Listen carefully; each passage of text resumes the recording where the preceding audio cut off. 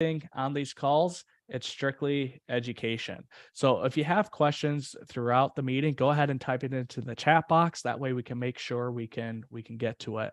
So I typically like using whiteboards for my presentations. It just gets me up, moving a little bit. But today's topic, there's a lot of information. And what I'm going to share with you is probably really like 20% of what we've actually put together and gathered. But what I'm going to share with you is going to introduce some topics and ideas to you. And what we can do is follow up with you. If you like more content, we've actually put together, it's going to be probably a 5 or 6 page document on our topic today that I'm happy to share with you, give that to you for free.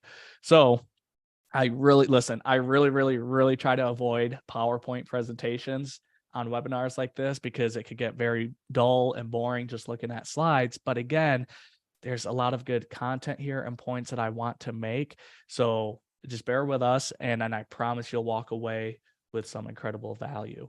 So my name is Dallin Schultz. I am the president at Rev Equity Group, and we believe in educating investors. Whether you're actively in the space or getting passively involved, our job at Rev is to make apartment investing easy for those that want to get involved. And every week we focus on major topics or aspects of the business that people need to become educated on. Now, again, we can't get into everything in these in just a short 45 minutes to an hour, but it's enough for you to at least point you in the right direction and know what questions to ask. So appreciate you tuning in. And again, if you're watching this live on one of our social media platforms, feel free to go ahead and comment because we do have a member on our team that's monitoring those comments. And so we'll be able to answer questions that you might have. So what do we have today and what are we going to be talking about? We're going to be talking about how to evaluate multifamily operators. So I've mentioned this in multiple videos. I'm going to mention it again. The process that you should be vetting a deal, any deal that you're looking at, and I don't care if this is apartments or single family or any investment, you start with the operator, then you look at the market, and then you look at the deal itself. Quite often, people will look at that deal first, and the numbers will look good, and they'll jump in without effectively vetting the operator and the market, which are two of the most important things. And let's be honest, no one's going to show you a deal where the numbers look bad because they're trying to sell you on it, right? So if you've effectively vetted the operator and the market, you can have more confidence in the deal itself. And you should still know how to underwrite that and analyze it, but it gives you a little bit more confidence going in. So what we're going to be talking about today is that first component, the operators. And what we've done is broken this down into 10 main criteria or talking points, if you will. And let me just share my screen here and we'll get started on that. Hillary, can you give me permission to share? Good to go.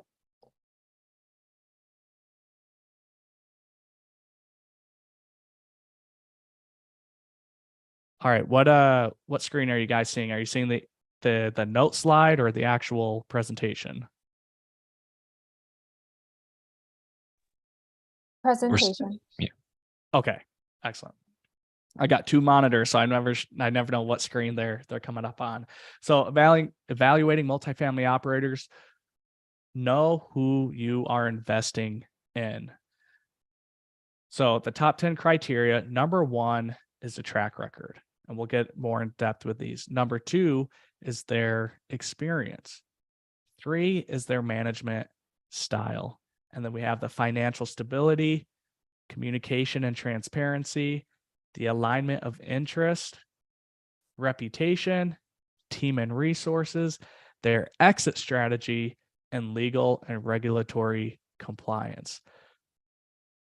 There's so much information that goes into each one of these, but again, we're going to just touch on what I would consider a few main points within each one. So, number 1 is the track record. And with this, You got to look at the historical returns. And I'll throw this little disclaimer here at the bottom here, right? It's important to note that past performance is not a guarantee of future results. But if you look at the operator's historical returns, it gives you a pretty good idea of where they're at and how they operate these deals. 1 second here. I'm trying to.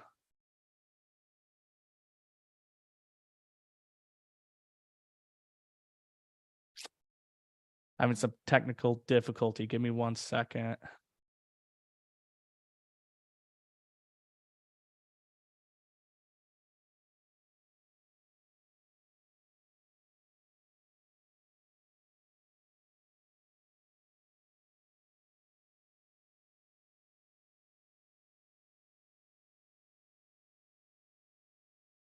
Okay.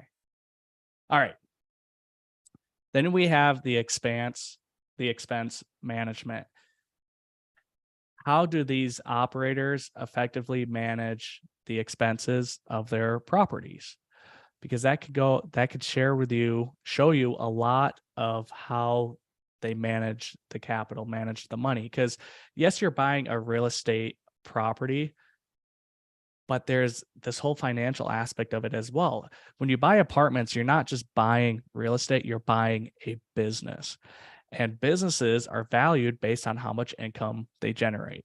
We've talked about this before. You've got your income minus your expenses gives you your net operating income. So if you can look at their expense management and how they're managing that, it can help you give you confidence in how they're going to effectively take care of that property. Number 3 is exit strategy. This is important to understand because somebody might plan to exit in 1 year. Somebody else might plan to exit in 5 years, maybe 7 years. So, and is that going to be a sale? Is it going to be a refinance? Like, these are things that you need to ask the operator and get to understand. You need to understand how they plan to exit that property.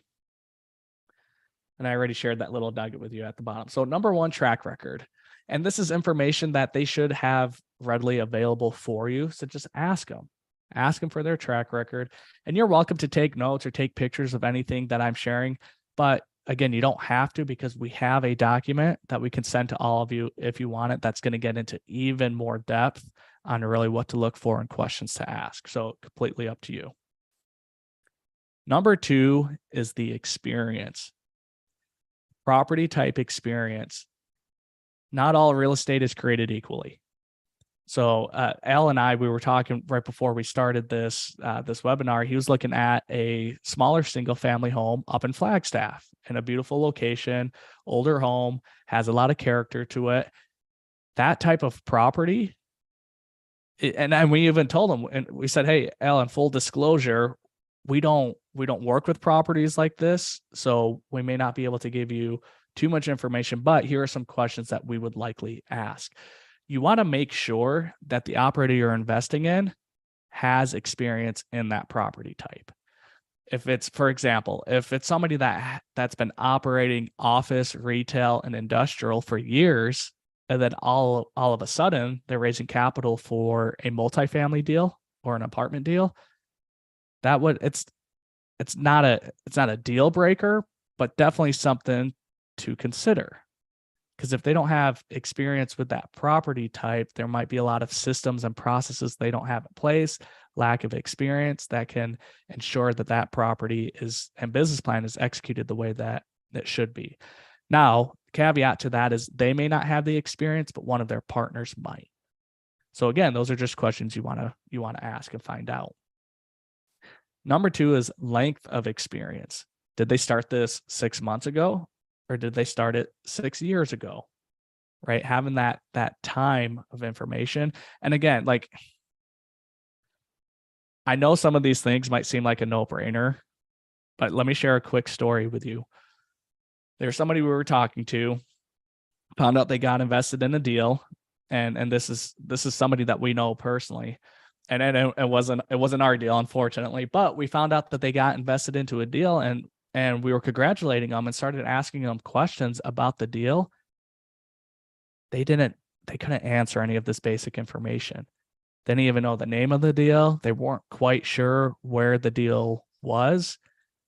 And I was just kind of flabbergasted. My mind was just kind of blown. I'm like, how you just put $50,000 into this deal and you can't answer some of this basic information? So again, I know it seems kind of silly that we're reviewing this stuff, but these are things that people don't ask. They don't consider it when they get involved in apartment investing. So again, I'm putting it out here because it needs to be asked to everyone before you get into any deal. So property type, length of experience, and then partnerships and collaborations. This is one of my favorite aspects that I want to touch on on the slide of experience, because it's important to note and understand that not one person in any business or on a team is going to be able to do it all. You can't, especially in apartment investing. So what I like to know is, who have they partnered up with? Who are their current partnerships on this team? And who do they have access to? And the reason being is because different challenges come up with different deals.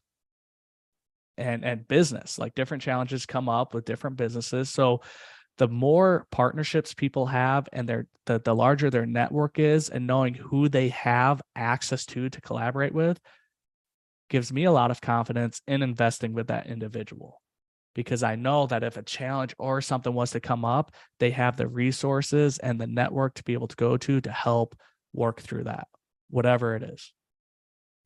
And more experience doesn't necessarily mean that they are better, but it could give you an idea of the GP's level of expertise and familiarity with that multifamily real estate market. There are people that have been in this game for 10 years that invest using a model that I personally want to invest in. And so it's just important to recognize and understand that it doesn't mean the more experience doesn't mean that they are necessarily better. So when you collaborate and talk with them and ask all these questions, that's when you'll be able to gain the clarity that you're looking for. Okay, so we had the track record, experience. Moving on to the third point, management style. And before we jump into this, does anyone have any questions? I actually can't see the chat box. Paul, do we have any questions that were posed? No questions so far. Okay. Before I move on to management style, was there any questions that people had that they'd like to bring up? Excellent. Okay. So management style. Is the operator you're investing in, are they going to be more hands-on or hands-off? And what does that mean? Hands-on, are they going to be at the property? Are they going to be doing some of the work themselves? Or are they going to have a team of people doing it? And not one way is better than the other. I think it really just depends on what that operator's strengths are. For example, I know some operators that are general contractors. And so they're at the property a lot more because they're overseeing the renovations for that business plan. That is what I would consider a hands-on operator. Now, you might have a hands-off operator that's managing that contractor, that general contractor, and they're still doing site visits, but they may not be there as frequently. And if they can manage the contractor or manage the property managers effectively, then that works for them.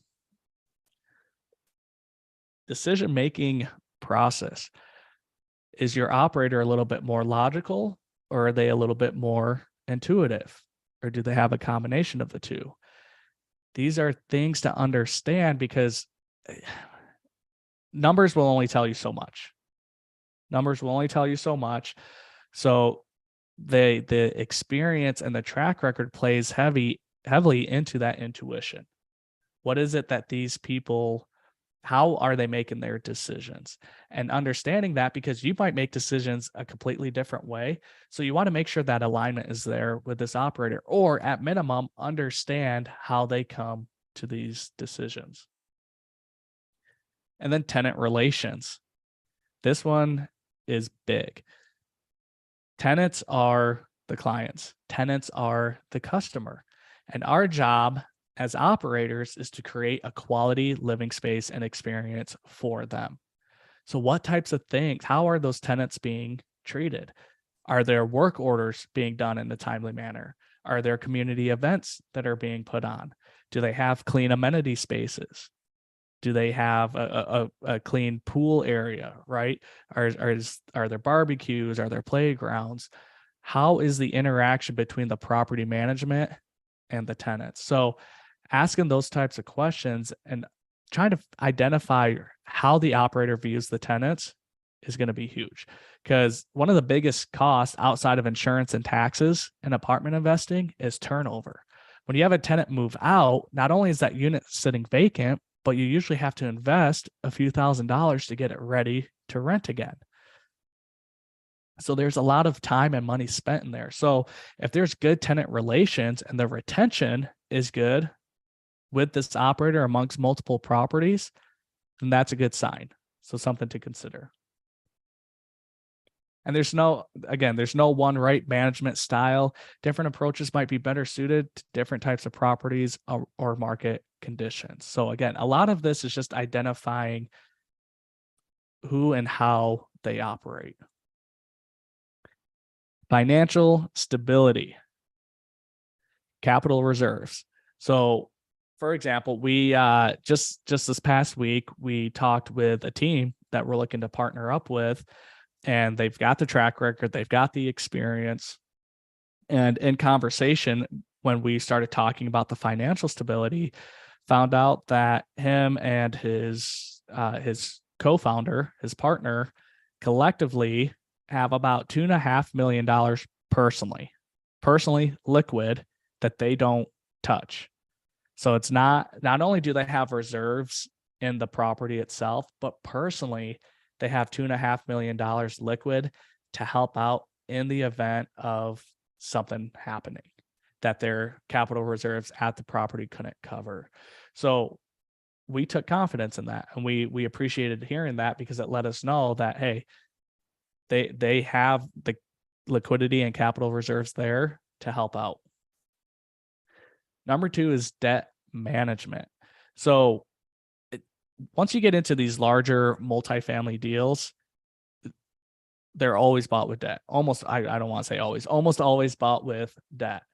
And the reason being is because you can get very good terms. And when you're buying multi-million-dollar properties, not too many people have that money just sitting around. So how is that debt being managed? How is that debt service being covered? And are they hitting their debt service coverage ratio? So things that you want to look into there. Number 3, this is a big one, insurance coverage. Now, if you've got senior debt, if you've got a loan on a property, you're going to have insurance coverage, but is it appropriate for that property? And so you can just do some digging, ask around, call some insurance agents, say, hey, this is a property that I'm looking at investing in. What type of insurance would you put on a property like this? And then find out what that operator has. So these things are important, because if a tenant slips, falls, they're suing the property, right? And if this is a property that you're invested in, you want to make sure that there's enough coverage there to handle a litigation aspect like that. Or, for example, this hurricane that just hit Florida, did they have appropriate insurance coverage there? I know some people in the smaller real estate space that they had insurance coverage, but the premiums were so high, and where the damage was at, it didn't make sense. Not the premiums, the deductible. The deductible was so high that where the level of damage was, it didn't really make sense to pay the deductible and go through the hassle of the insurance claim. So they just paid cash for it, and it cut into a lot of their reserves, which, if you're cutting into reserves, cutting into cash on properties, that's cutting into cash flow and the returns for you as an investor. So find out, ask, what type of insurance coverage do you have on this? And I'll say, like, one caveat to this, right? Like, you have the right as an investor to ask all these questions. Absolutely, 100% you do, because you're buying ownership in the company that's buying these properties. So this information should be relayed to you. And if it's not, but I mean, they're not required to share it with you is what I'm saying, right? Operators aren't required to share it, but it's important for you to know what types of questions to ask and then make your decision and judgment based off that. And that kind of goes perfectly right into this next point, which is communication and transparency. And I think this is one that resonates the most with our team. And my team members know this. I get anal about communication. Like if a question's asked or follow up didn't happen in an effective way or an efficient way, that gets under my skin and I get really frustrated with it. And I think it's because I appreciate communication and transparency so much that I put a heavy emphasis on it to those that we come in contact with. For example, a lot of us are familiar and heard of these banks. Silicon Valley Bank shutting down, Signature Bank collapsing. As soon as we heard of that happening, we connected with our other partners just to verify that this didn't have an impact with the properties we're currently invested in. And they said it did not. So we relayed that message to our investors before they even had to ask us. So that communication and transparency in all aspects of the business, it's so important, especially in real estate investing, because there's a lot of money that's exchanged, a lot of money that's invested into these multi-million-dollar deals. So the higher the level of communication and transparency, the more the trust is there. Regular updates. How often does that operator provide updates and financial statements and communication channels? What is their preferred way of communicating? Where can you view financial statements and how are they updating you? Now, we use Syndication Pro. It's our investor management portal that oversees all of this. So we're able to provide updates, we upload financial statements, and we can communicate with people through there. Now, we also prefer our personal emails and even text and phone calls as well. So find out what your operators are really looking for. Alignment of interest. This one is not spoken about enough, in my opinion. People get into real estate investing because they hear that more millionaires are made in real estate than by any other thing.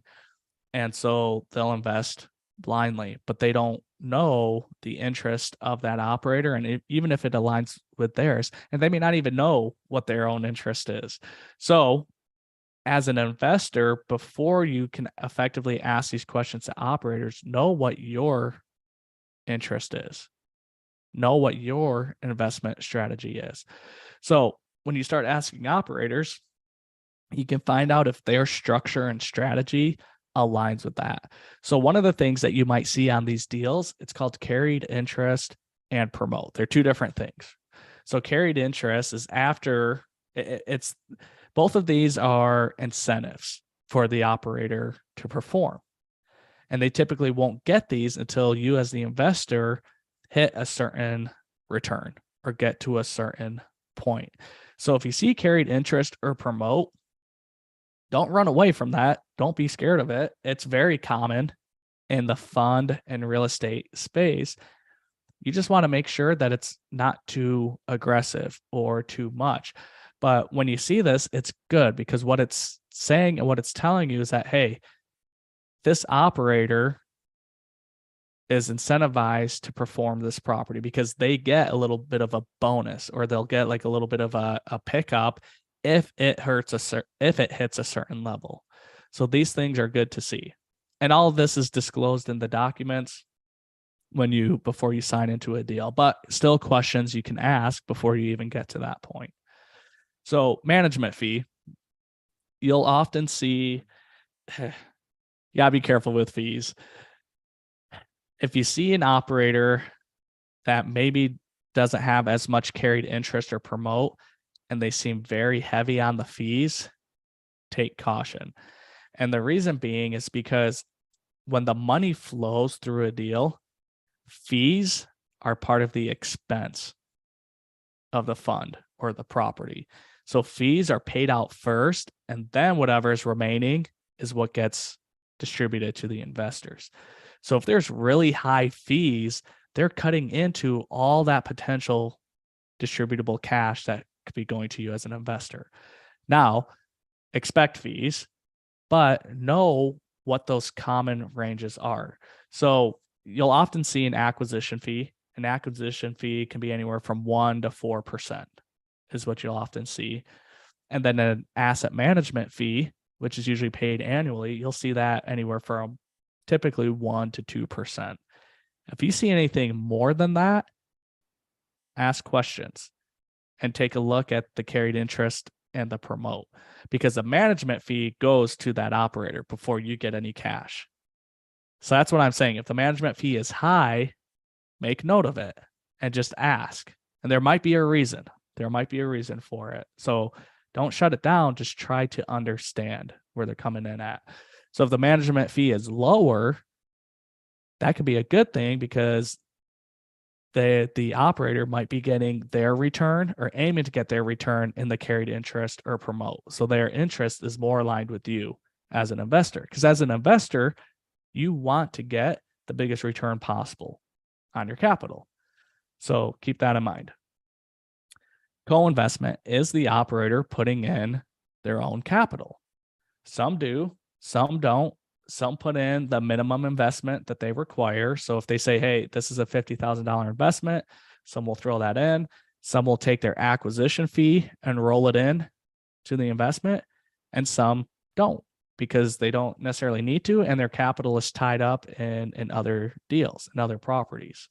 So again, just get an idea of the co-investment, because if somebody is putting their own money into it, now they've got skin in the game. They've got skin in the game. If they're putting their own capital into it, then they believe in the business plan as well. Now, if they don't, again, that's not a red flag. Just try to understand why. And there might be a legitimate reason for it.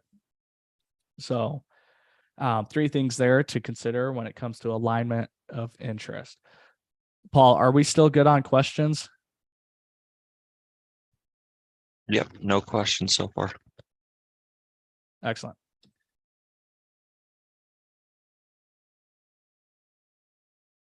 Okay, reputation.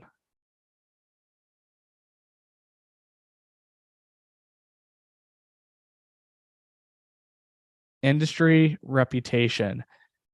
How is this operator viewed within the industry? And I'm telling you right now, especially in the apartment investing space, if you connect with some investors that are in deals, within 2 or 3 introductions or phone calls, you're going to connect with somebody that knows that operator almost always. So start asking, do some digging, right? You can always ask for referrals. People do that, but let's be honest. If you were to ask me for referrals, obviously I'm going to give you 3 of our top, 3 of our favorite clients that we have really good relationships with. And yeah, they're going to have nothing but good things to say. So one of the questions I like to ask in this situation is, rather than asking for referrals, put them in a hypothetical situation. Ask the operator, say, hey, if I was to go out and connect with some of your investors, what would they share with me? What would be the best experience? What would they share with me as their best experience with you? And what would they share as things that they would like to see improved? And let the operator answer that, because more often than not, they're probably aware of where their company and business is at. And so you're putting that question directly on them, but putting them in the shoes of the referral. So kind of a fun tool and technique there. So what is their reputation in the industry? Number 2, what's their reputation with investors? Start connecting with people that have invested passively and ask them about their experience. How was their communication? How was their financial updates? Were they meeting expectations? How were they communicating with you? Get to know the investors that are currently working with that operator. And in this case, you can ask them. You can ask the operator for for some referrals and references. And the number 3 is professional associations. Now, this kind of goes back to partnerships and collaborations. But essentially, like, how well connected is this operator? Because if they're really well connected, that's going to give me more confidence in investing with them. Because if things were to happen on the property, things didn't go as planned, they'd have the resources and relationships and associations to be able to help with that. And a GP with a good reputation in the industry and among other investors can be more likely to have a successful track record and provide consistent returns for investors. Reputation and integrity is huge in the investment community. And it has to be, because at minimum, people are typically investing $50,000. That's more than what some people make in a single year. And we've worked with investors that put up $500,000 into some of our deals. So having that reputation is so important. So get to know, do some Googling, Google that operator, Google that company, Google that person, and just see what comes up. And you'll be surprised on what you can find on the internet. Team and resources, property management expertise. Now, there are some operators that have management in-house, and there's nothing wrong with that. And sometimes if they have the enough properties to do it, it's actually better, because now they have more control of that property management experience. Now, oftentimes you'll see these operators hiring third-party managers, which is okay. But what is their experience with managing property managers? Do they know what to look for? Do they have the right KPIs that they're tracking? Are they communicating effectively with these property managers? Do they have the right team and resources to do that? Legal and regulatory expertise. When it comes to raising capital, when it comes to buying real estate, when it comes to working with investors, you're regulated by the SEC. There's a lot of legal and regulatory compliance that you need to be familiar with. Now, we counsel with attorneys. There's attorneys that dedicate their whole practice specifically to these things, but as an operator, they still need to understand the basics so they don't unintentionally put the business in harm's way. And if you're invested with an operator that doesn't have some experience or expertise in this legal aspect of the business, then that could be a red flag, because they might not willingly do something to harm or willingly do something dishonest, but there's a lot of unintentional things that you can get yourself into trouble with, especially with the SEC, simply because you just didn't know. So what are they doing to stay on top of this legal and regulatory expertise? And then the size and the stability of the team. Is it just one operator? Do they have 2 people? Do they have a team of 10 people? And what you'll often see in some of these deals is people partnering up with different operators. And that's okay, because different people bring different strengths. Some partnership may have worked well, the other one did not. So find out about the team. Just because you're investing with somebody, there's likely other general partners on that team. So ask them, how many deals have you done with these people? What do you like about it? And really get to know who else is going to be on that team that you're investing with. The exit strategy. This is big because this is part of, again, the business plan. We mentioned about this earlier. Do they plan to exit in a year? Do they plan to exit in 3, 5, 7? Do they want to hold this for over 10 years? Who is their client? A lot of these value add projects, and like the projects that Rev focuses on, we get in, we improve the performance of the management with our team, and we force the appreciation. We force the value of this property. And we're getting into properties that were built in 2013. Who's the end buyer? Just because we're putting all this work and money into it, is it going to be a marketable product? Now, the demand and need for housing is so strong that you'll almost always have a buyer in any aspect of multifamily real estate. But consider this, right? If you're looking to get invested into an A-class high rise in downtown Phoenix, there's going to be less buyers for that than if you were to buy maybe a 80 unit in Tempe. Right. So just some of those things that you want to consider. Again, the timing, we talked about that 1, 3, 5, 7 years. How long is your investment expected to be in that deal? Exit methods, are they going to refinance and return your capital? And if so, how much are they going to return? Or are they just going to sell it? And then market conditions. What are they doing to help mitigate some of the unknown market conditions? For example, we're going through interest rate nightmare with loans right now. And things are very expensive now because of inflation. So look at their underwriting. What are they planning for? Are they expecting sunshines and rainbows 5 years from now when they're planning on selling? Or have they worked numbers into their model to help mitigate some of that risk? And a GP with a well-defined exit strategy can help ensure that the investment is sold or liquidated at the best possible terms. So again, things that you want to ask them prior to getting invested in the deal.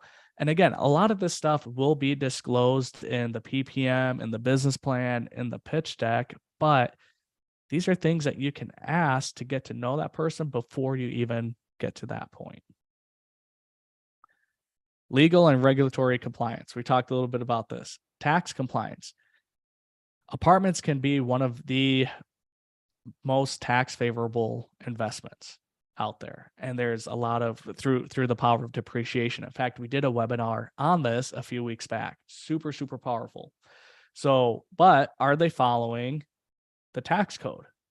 Or are they trying to find these loopholes or get too creative in a way that might get them in trouble? So ask them who their CPA is and do a little due diligence on that CPA firm. Real estate, there are so many tax benefits with real estate. You want a CPA that focuses exclusively on that. And you're probably going to pay them some good money to do it, but they're going to make sure things are done right. Landlord and tenant laws. So these vary from state to state. So again, your property management company and whoever you have managing should know these inside and out, but you as an operator should have an idea of what these are. Or, I mean, it's a lot of information. At least know where to find them and identify them, and what states are more landlord friendly and which states are more tenant friendly, because this is where you can get caught up in unintended lawsuits and issues. So being familiar with the landlord tenant laws, how to evict, when can you evict, yeah, just that way you can remain compliant there.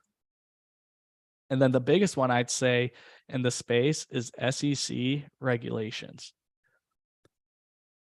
Anytime you're investing capital and your return is predicated on the efforts of someone else, that's technically considered a security.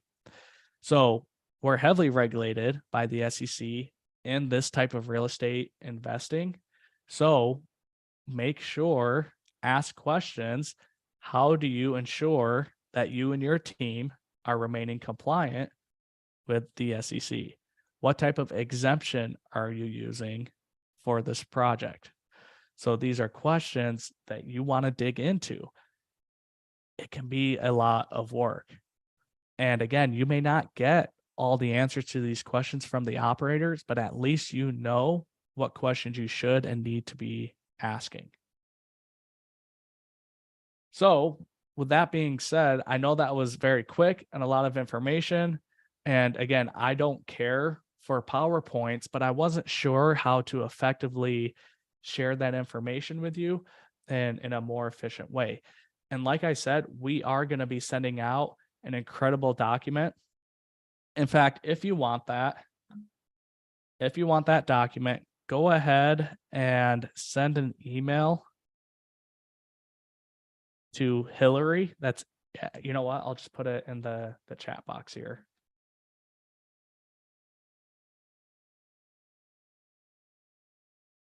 Hillary at revequitygroup.com. If you send her an email, This is a document that we're getting all dolled up. We're sending it out to a graphic designer, so we'll have it back in probably about a week or so. But if you send Hillary an email requesting that, we'll make sure you get that, and it goes way more in depth of questions you want to ask, things you need to look for each one of these points. It is a lot of work. It's a lot of work. And if you don't know what questions to ask or have much experience or education or knowledge in some of these areas, it can be difficult to know how to have those conversations with operators. So with that being said, though, you still need to be asking the tough questions. At the end of the day, it's your capital, you're investing, that you're putting on the line. So you need to make sure you're asking those questions. Now, at Rev, we say all the time, we make apartment investing easy. If you don't want to go through all that work, it's okay. Like, our goal with investors that we work with, say, hey, look, you don't need to know multifamily, you just need to know us. And that takes a lot of time. It takes trust, it takes transparency and communication, but this is what my team does. In fact, Jim, he's not on our call today. He's flying out to Texas next week to tour some properties and continue vetting some of the operators that we're looking to partner up with. And he's going through and asking them all these questions. We've already had a phone call with them. So we're doing this vetting process. And the reason we do that, again, to make apartment investing easy, we set our company up and people that we work with to a point where when we present a deal, you know that it's gone through this process already. But with that being said, we believe educated investors make the best investors.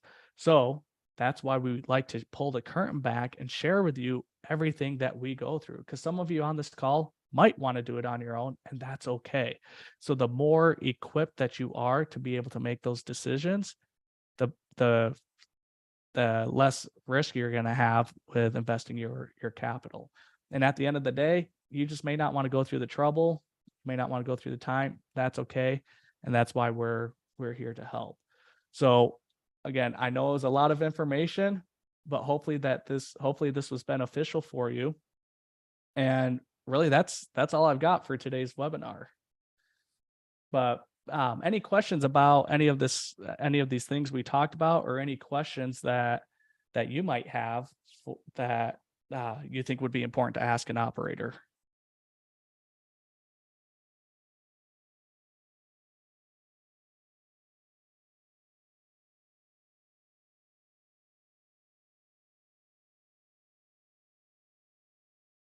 Awesome.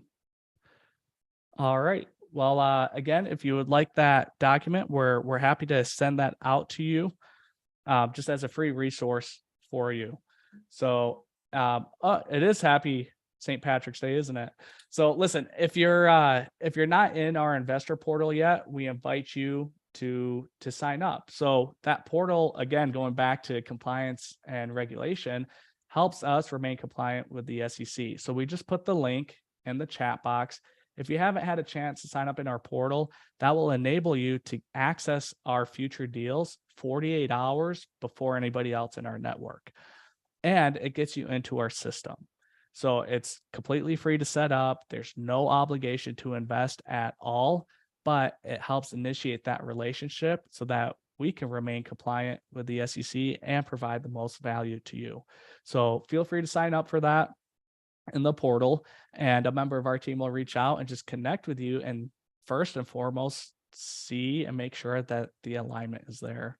So with that being said, folks, I appreciate you coming out to another Rev Real Estate Live, and we'll catch you next